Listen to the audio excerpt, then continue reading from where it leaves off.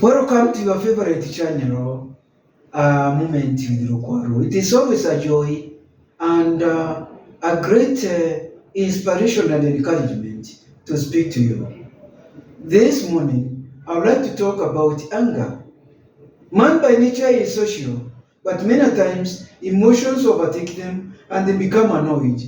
In the spur of arguments, in the spur of discouragement. Now, let me look at what are some of the things, part one of anger and arguments. What are some of the things which make people get annoyed? One, when somebody becomes helpless, you are put in a situation of hopelessness and discouragement, you can get annoyed.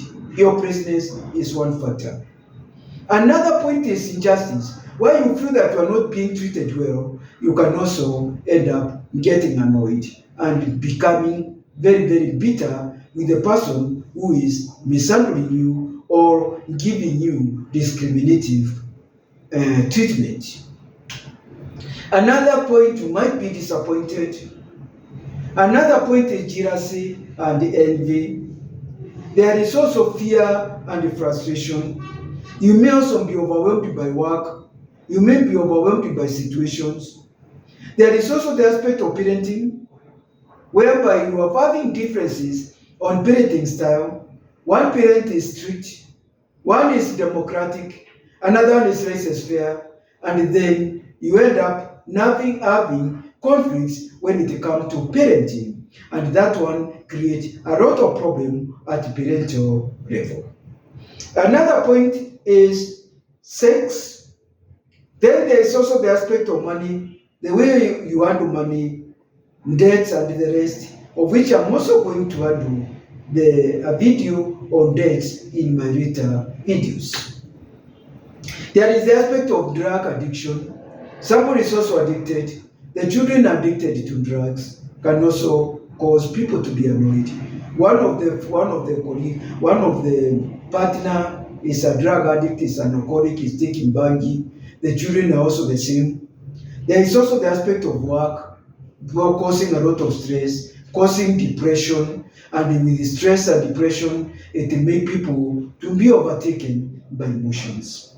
Then there is also the aspect of housing. You are so much crowded in a one single room. You have got children, you lose temper, and this one can also make one annoyed even with the other partner, wondering why is your partner not able to work hard and build a bigger house so that you don't get overcrowded in a single room, and yet you have got children who are mature.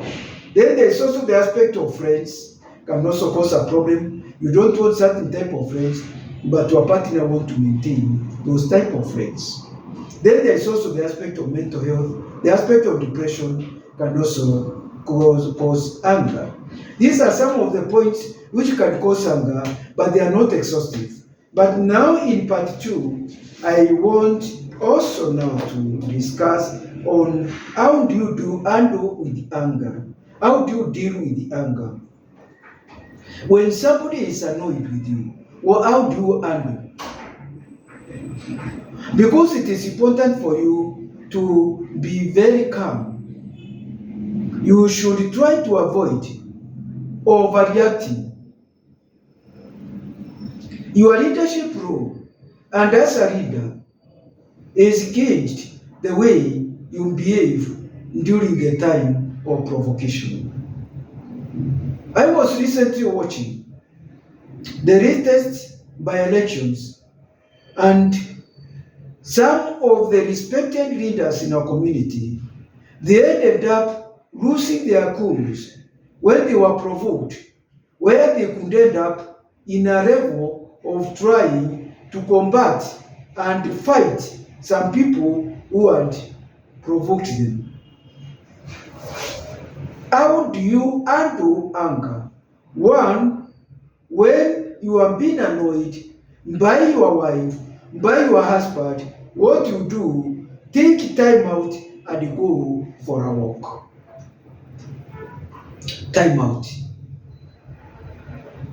Secondly, when you are talking and your other partner is annoyed, what you do, lower your voice. Don't shout. Learn not to shout. Even when you are provoked, if you decide not to walk away, learn not to shout.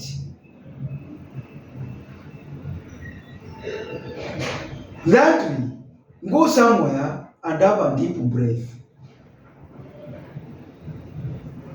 When there is also anger, stop the conversation and tell the person you are going to discuss another time.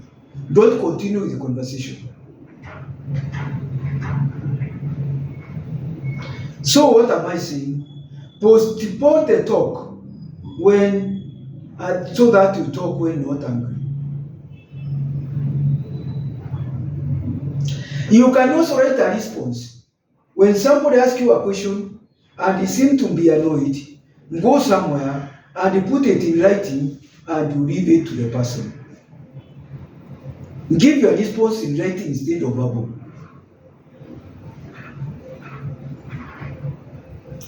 Keep a diary or a journal. Keep a diary or a journal so that you find which are the triggers, what make you become annoyed. This is also going to help you so that you can control your temper. You can be able to know your trigger if you keep your journal. When I got annoyed, what had happened? When you are annoyed, talk to a trusted friend or a therapist so that you are helped on how to handle future situations. Another point of anger, when somebody is annoyed with you, address the problem. Don't wash it away.